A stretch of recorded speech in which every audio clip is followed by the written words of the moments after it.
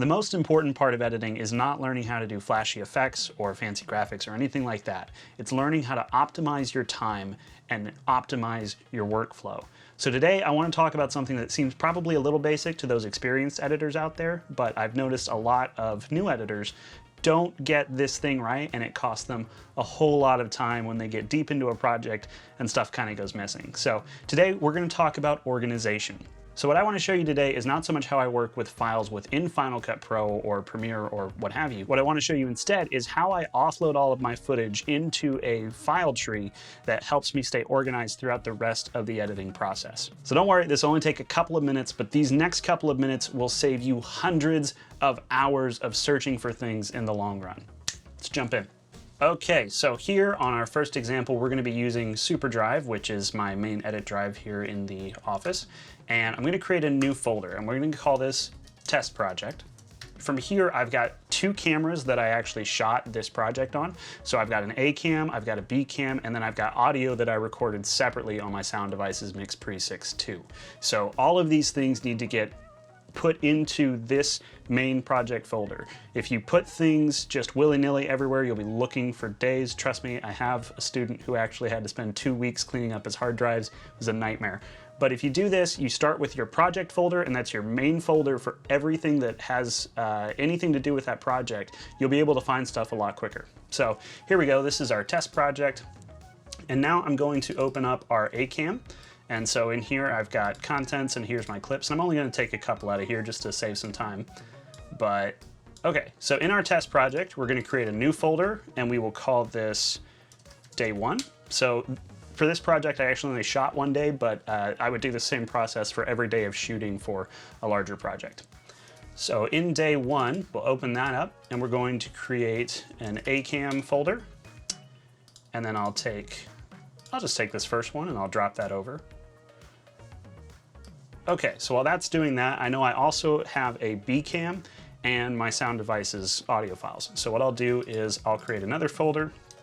That'll be bcam, and then I'll have an audio folder. So then I can open my card that has my bcam stuff on it, and then I'll drag all of that stuff over into there. I'll grab my audio contents, and I know it was these files, so I'll just grab those and put those in the audio folder.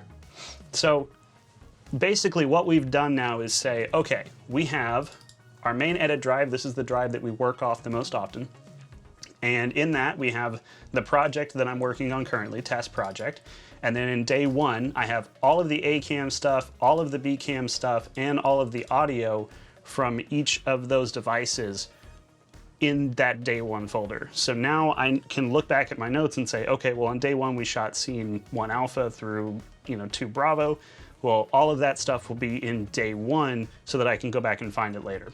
So that's all great, but there's more to a project normally than just your acam, bcam, and audio. So what we'll do is we'll go back into our main parent folder, that's Test Project. So you can see here, this is our project folder, this is the drive that we're on. So this is our project's master folder. Now in here, I'm also going to create a folder for any music that I might download to put into the project from Artlist or what have you. I'll also create a folder for logos. And let's say theoretically I'm doing something where there's going to be not B-roll, but pictures of someone doing the thing that we're talking about in the video. So I could also go ahead and create a stills folder or photos, whichever one you want to call it. But this basically gives me a really easy way to find specific items that I'm looking for with that project. So, and I'll take it even a step further. I'll create a folder for After Effects projects. So any compositions that I'm doing with any graphics or anything like that with After Effects will go into this. Or if you're using Motion, same kind of thing, you just create a Motions project folder, and then you make sure that when you save these things for the first time, you navigate to these folders, and then when you update that save as you go along, it'll just automatically put it in that folder. So you'll be able to find everything at a moment's notice. So that's pretty much it. But there is one more thing that I'd like to show you just in case you're someone who uses Final Cut. Okay, so now we've got Final Cut open. I do want to let you know I added a couple of files in here so that we would actually have some things for it to populate. So what we can do now that we've got all our files organized in our master folder is actually import them into Final Cut. And something that's really fun about this is, one, I just have my whole project here toggled down, and I've got all of my individual assets all there ready to go. I don't have to search and do multiple imports or anything like that. I can do it in one fell swoop. And then take a look over here. Under keywords, you have the ability to add keywords from folders. So what that means is that it'll automatically start tagging things that you've organized as day one, acam, so on and so forth. So we've got all of our stuff selected from this shoot. I'm just gonna go ahead and hit import selected, and doesn't want to bring in the XML, that's fine. So now you can see on the left, we've got acam, audio, everything from day one. We've got logos, music, and stills. Awesome.